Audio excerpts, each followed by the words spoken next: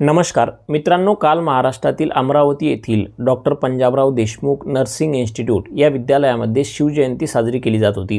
शिवजयंती साजरी करत असताना जेव्हा महाराजांची आरती सुरू होती तेव्हा सगळे विद्यार्थी, सगळे शिक्षकवृंद टाळ्या वाजवत होते आणि कुणाच्याही पायात चप्पल नव्हती। पण अशा परिस्थितीमध्ये एक व्यक्ती जो खुर्चीवर बसलेला होता, त्याच्या पायात बूट होता, त्यानं एक पाय दुसऱ्या पायावर टाकलेला होता, पायाची घडी घातलेली होती आणि त्याच परिस्थितीमध्ये तो आरती करत होता। पण महाराजांसाठी तो साधा त्या खुर्चीवरून उभाही राहिला नाही।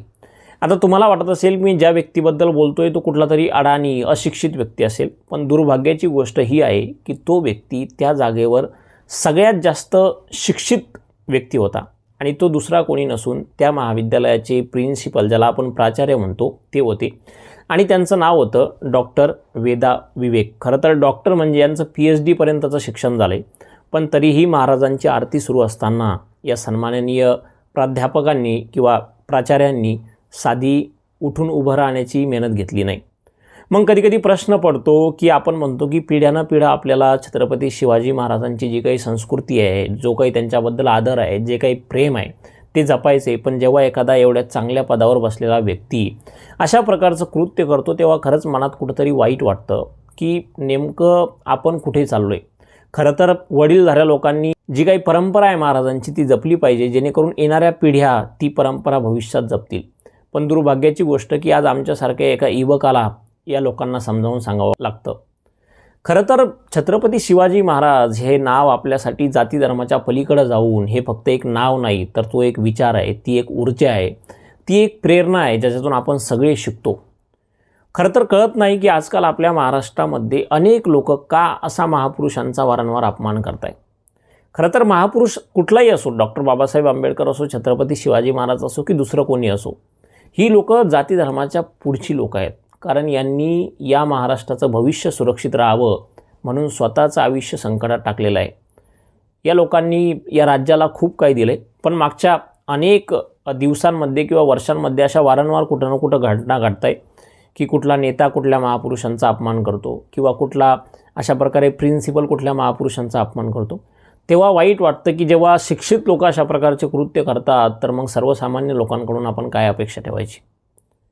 आणि हा संपूर्ण व्हिडिओ पाहिल्यावर खरंच खूप वाईट वाटलं। तुम्ही माझ्या स्क्रीनवर तो व्हिडिओ बघत असाल की ज्या प्रकारे तो व्यक्ती बसला आहे, कुठल्याही प्रकारचं टेन्शन नाही, एकदम बेफिकीरपणे।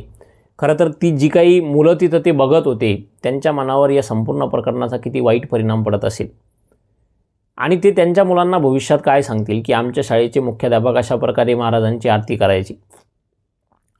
त्यामुळं कळत नाही की आजकाल अशी परिस्थिती महाराष्ट्रामध्ये नेमकी का निर्माण होते। त्यामुळं म्हणतात शिक्षण तर महत्त्वाचं आहे, पण संस्कारही खूप महत्त्वाचे असतात। कमीत कमी तुम्हाला महाराजांची आरती करायची नाही तर तुम्ही घरातूनच जाऊ नका, पण तिथं जाऊन तुम्ही असं कृत्य करणं ते खरोखर एकतर तुम्ही स्वतःचा अपमान करताय, कारण तुम्ही इतके उच्च शिक्षित आहात। दुसरी गोष्ट, तुम्ही महाराजांचा अपमान करताय। जर तुम्हाला आदर करायचा नाही तर तुम्ही जाऊच नका। खरं तर या प्राध्यापकांचा किंवा हे जे काही प्रिन्सिपल आहेत डॉक्टर वेदा विवेक यांचा अपमान करण्याचा माझी कुठलीही इच्छा नाही, पण मला असं वाटतं की अशा गोष्टी बाहेर येणं गरजेचं आहे, जेणेकरून समाजात एक जागरूकता निर्माण होईल। कारण छत्रपती शिवाजी महाराज, डॉक्टर बाबासाहेब आंबेडकर आणि जे काही महापुरुष होऊन गेले, सावित्रीबाई फुले असतील, शाहू महाराज असतील, यांचं नाव ऐकताच आपली मान खाली वाकली पाहिजे आदरानं। ती खरी श्रद्धांजली, आदरांजली या लोकांना असते, कारण त्यांनी तसं काम केलं आहे। आणि चांगल्या माणसांचा जर आपण आदर करणार नाही, ज्या लोकांनी या जगासाठी या राज्यासाठी काम केलं त्यांचा जर आपण आदर करणार नाही, तर मग काय फायदा आहे सगळ्या गोष्टींचा। त्यामुळं माझी सर्व युवकांनाही विनंती आहे की आपण जेव्हा कुठेही अशा प्रकारचं कृत्य बघता, भलेही ते तुमचे शिक्षक असो, तुमचे प्रिन्सिपल असो, कोणीही असो, जर तुम्हाला माहिती आहे की जे काही कृत्य चालले ते चुकीचं आहे, तर अशा परिस्थितीमध्ये विनंती करा अशा लोकांना की सर, आपण जे करताय ते चुकीचं आहे, हा महाराजांचा अपमान आहे, कारण महाराज सर्वोच्च स्थानी आहेत, त्याच्यापुढं काहीच नाही। हे जात धर्म या सगळ्या नंतरच्या गोष्टी आहेत। आपल्यासाठी, आपल्या महाराष्ट्रासाठी छत्रपती शिवाजी महाराज ही गोष्ट सगळ्यात मोठी आहे। आणि म्हणून मी म्हटलं की युवकांनीही अशा गोष्टींचा विरोध केला पाहिजे। फक्त तुम्हाला माहिती असलं तुम्ही बरोबर आहात तर चुकीच्या गोष्टींना विरोध करायचा शिका, तेव्हाच सगळ्या गोष्टी जागेवर येतील। कारण काय असतं हो महापुरुषांचं, एका वर्षात कुणाची तरी जयंती येते, एक दिवस 2 मिनटाचा आपण मौन करतो, 10 मिनटाची आरती करतो, तेवढंच त्यांच्या विचारांना आपण स्मरणात आणतो, सगळे त्यांच्याबद्दल बोलतो, ते कशाप्रकारे लढले, त्यांनी कशाप्रकारे महाराष्ट्राच्या जडणघडणीत स्वतःचा मोलाचा वाटा दिला.